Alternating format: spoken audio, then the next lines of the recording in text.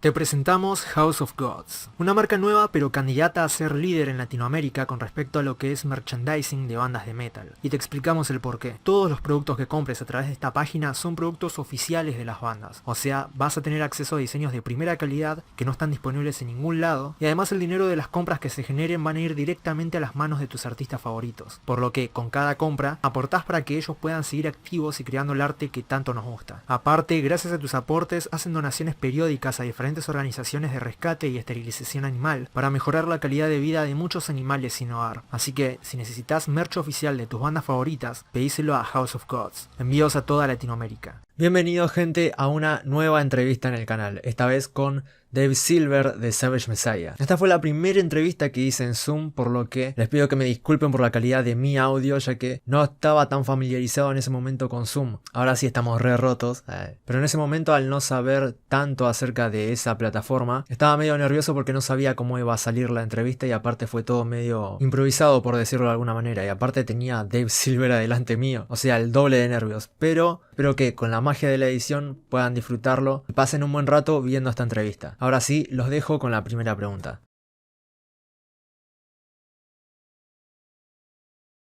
It was in London in the year 2007, and I'm originally from Birmingham, but I moved to London because the streets are paved with heavy metal. And I was sat up really late one night scrolling through the Sky television guide, and I stumbled across a movie of that name, and I thought, oh, that's a good song title. So I wrote it down, and then you kind of settle on it as a band name just because it's sort of, it seemed to fit a purpose, and it seemed to have a kind of, all the bands that were influenced by, like Metallica, Judas Priest, etc. It seems to have the same oral aesthetic.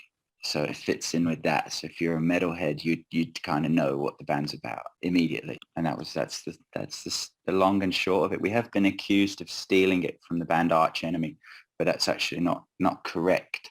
I was only aware that they had a song of the same name when I Googled it back in 2007. But I do like Arch Enemy, so, all good, all friendly. Great. Question 2. How was and how long did the songwriting process for Demons take? It took exactly 21 days. We went to Stockholm to a very nice residential studio, and we didn't have any songs. We just had a couple of riffs, and we went into the studio and we wrote the record on the spot, and it came out pretty good. Because sort of like the way I like to work is just throw stuff at the wall. I don't like to make demos. Our second record, when we were signed to Earache, we had to demo everything like 100 times. So by the time we came to actually record it, it was just dull as dishwater. And the album definitely suffered, but that record, it's just, like, it's not rocket science. We're making a heavy metal record. We know what we are. We know what we do. We just got in the studio and bashed it out. So actually, truthfully, the songs were written in 10 days because that was the amount of time we had to record drums. But yeah, it's easy. Question 3. Yes. What are the lyrics on this album about? Oh, so I got very heavily interested in the works of Dostoevsky and George Orwell and Alexander Solzhenitsyn. And so basically I was just, in fact, the title Demons comes from the book by Dostoevsky, which is actually about how ideological ideas act almost like demons in the sense that they possess people and then they act out. It's sort of like the human body is a vessel for the ideology. And when people are ideologically possessed, you can actually, what they're going to say before they say it, because it's sort of like they've picked a dogma and they just regurgitate it. So that's it's just an exploration of those ideas. I particularly like George Orwell. I read every single one of his books with the exception of one. I even read all of his essays. I got very heavily interested in it. And it's a very old-fashioned English way of looking at the world, which appealed to me. So I put that across lyrically. But it's all plagiarized, really. Nothing's original. Okay. Question 4. Yes. What does the cover of this album represent? It represents a deadline. No, the thing is, artwork. I've always, I'm not an artist in that sense. You know, I'm a musician, so I've always hated having to do the, you know, because every time you speak to an artist, you commission somebody on the basis that you like their previous work, and they always have the same question for you, which is, you know, what are the themes? And I'm always like, well, I don't know. I mean, you're the artist. So I don't really know what it represents. But having said that, I think it's pretty cool. And the guy that did it, he did manage to capture it, because if you look, it's like, if you read Orwell, you know, he was writing in the 1930s. So it does kind of have a little bit of that, that throwback to, you know, there's a guy in a suit, which there's a, sort of like I guess you could say like a Victorian vibe to it. Not that wasn't obviously the 1930s, but nevertheless it's old fashioned in English. And it's the kind of the snake coming out of the guy's head. I guess it does represent in some very convoluted way some form of psychoanalysis, which truthfully, if you read Dostoevsky, that's essentially what that is. It's the exploration of the human psyche. So you could say that's what it's about. Or you could just say it was a bit of artwork that was submitted to us, so we went, yeah, that'll do. Good. So question 5. What are your main musical influence? My main musical influences. I like Sting quite a lot. But in heavy metal terms, it's, you know, Metallica and Judas Priest, you know, early Iron Maiden. I very much like a guitar player called Chris Oliva, he played in a band called Sabotage. He's dead. He's fantastic. I like Alex Skolnick as a guitar player. I like Randy Rhoads. I like shredders that have feel, because that's what I try to do. It's like, it's one thing to shred and that's great, but I like to have, you know, something a little more musical than just, you know, alternate picking or sweet arpeggios or whatever. You know, I like, you know, licks interspersed with a bit of shredding, rather than shredding interspersed with a couple of licks, if that makes sense. But yeah, very obvious in terms of influences. I'm not going to start going like, oh, I love Nuclear Assault and that record by Sanctuary. I don't care about. I just, you know, I like mainstream metal stuff. Oh, from the 80s. Okay. Good. Do the members of the band have any specific musical training, or did they learn everything independently? No, everybody's pretty trained, actually. You know, I went to music college and learned, obviously, the theoretical basis, but I already, you know, was a pretty advanced player, but it was pretty cool to learn all that. You know, our guitar player, Joff, he's went to the Musicians Institute in England. The drummer, he's in Madrid, but he was, you know, in a conservatory for music. So yeah, when we're writing as well, that always comes out, you know, like modal modulation and trying to put across all that kind of stuff, changing up keys. I'm obsessed with key changes. I'm trying to be innovative with key changes. I think if you listen to our music, it's a little bit, it's not, yeah, a lot of heavy metal tends to be written in E minor, depending on the tuning of the guitar, but effectively it would be E minor, even if, yeah, whatever. It's very heavy on the E. So we like to sort of, you know, not try and deliberately not write in E minor, and then just figure out all the, you know, always get your circle of fifths out and start looking at, you know, where's the next logical key change. And one thing I like, if you study songwriting, what's interesting is putting key changes in unobvious places. I think Desmond Child was really good at that. You know, like putting a key change in the middle of the pre-chorus. That's a very strange thing to do, but it really helps, you know, just create those little lifts and ebbs and flows in songs. It's kind of cool. Perfect. Question 7. Did you have a bad experience in any concert or tour? I had loads.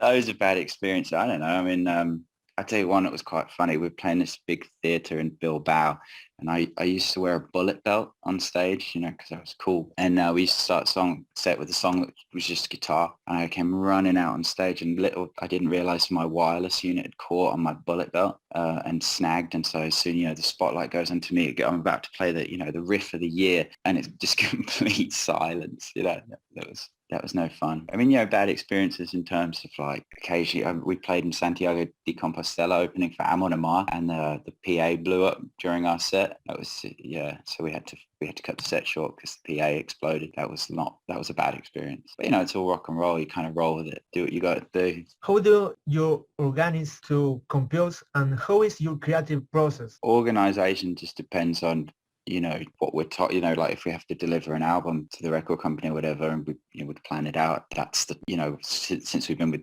Century Media, Sony, whatever, it's been okay. So the first record we actually delivered, and then we toured it for a year, and then we had to do another record. So that was the Demons record. But it was basically just like pick a studio. This time we wanted to go to Stockholm last time. Pick it, book it, turn up, write, record, go home. It's not, you know, it's no more complicated than that. And the creative process is, like I told you, you know, we just turned up with a couple of riffs and go, okay, you know, let's start with this one. Off you go. Because we always work with very good drummers. You see, that's what you need. You need a very good drummer. The songs write themselves, really. If you have to sit and think about it, something's not right, because it should be obvious. Because you as a listener, it'll be, you know, when you're interpreting a song, it's sort of like you're filling in those blanks yourself as a listener. And then, you know, that's what you're doing when you're connecting with something. And you're anticipating something. And so you can play about with that a little bit, but it's sort of, it's very, very obvious. In a Western song structure, you know that you're going to have an intro, a verse, you're going to have a pre-chorus, maybe you're going to have chorus, maybe you'll go back to a verse, maybe you'll go straight into a middle bit. It's like a pop structure. And the other thing that I like to experiment with is the melodic math thing, you know, the Max Martin approach. So he has all these weird rules, like he tries to get the chorus in at 42 seconds. Exactly. You know, you want to kick the vocals in as soon as possible in the song. You don't want too much instrumentation. That's a mistake a lot of metal bands do, is they'll have 10 riffs before the first verse. You know, the song's 2 minutes old and you haven't even brought in the verse, you know, so people get bored. So that's kind of, and actually one of the reasons we were in Sweden was, you know, that whole melodic math thing, which is cool. And symmetry, that's the big Max Martin thing. Lyrically, every word has to be symmetrical. That's a lot harder to do than you'd think, you know, when you work out your melodies, and just certain little tricks, you know, like I said, innovative key changes, or a lot of repetition of melody is quite cool, because it's, so for example, if you take a verse melody, you know, and you build on it, so you'll have like 2 bars of one particular melody, and then you'll change it to a different melody for the other 2 bars of the verse, and then go back to that first melody for a pre-chorus or chorus. You've already heard it, so it sounds familiar. Just things like that, you know, just it's almost like a scientific approach. You know, you're playing with it. It's fun. It's not like it's not random. You don't just hit, oh, there's a riff, there you go, that'll do. It's like you've thought about it. That's the idea. Is the band currently working on new material? What details do you have for us about it? Well, yeah, I mean, we made a record last year. I need to complete the vocals for it. But the thing is, with the COVID situation, we're not going to release until we can tour. So I think April next year, we're scheduled to go out and tour again, because there's really no point. It's like you work really hard on something and then you just like throw it out there and you can't go and promote it properly. What's the point, you know? But we released a lot of live videos from our Tokyo headline show, and we got a lot of traction online. You know, it generated millions and millions of views with that. So that's really what we've been doing, and building the audience online, and, you know, just connecting with people. And that's been our main focus, to tell you the truth, in the pandemic era. What is it like to work with Century Media Records? It's all right. I mean, I think a lot of bands are a bit naive in terms of relationships with record companies, because they assume that the record company are going to do all the heavy lifting, and it's not really that way. You have to see a record company more as a, you know, they fulfill a function. So you have to be able to utilize the function that they fulfill, but not rely on them. So in terms of manufacturing products, they're great. In terms of distribution, they're great. In terms of promotion, they're conservative, but they're good enough. So that's the way you have to view them. But you can't expect it in this day and age. The record company formula it doesn't exist anymore. They don't really know how to, quote unquote, break bands. So you just have to focus your own efforts on building your audience, and then utilize what they bring to the table as a sort of a, you know, as a bonus, rather than, right, record company, you know, make us famous, because it's not how it is. You know? Well, those are all the questions I have today. I really hope, Dave, you had a good time. Have you back soon in the future? Yeah, man, pleasure. My pleasure. You know, take good care, and to all you Argentinian metalheads, we look forward to seeing you next year, or 2023, depending upon the old COVID situation. Coming down to Buenos Aires and playing some heavy metal with you people. Thank you, Dave. See you Thanks, soon. man. Bye. Take good care. All the best.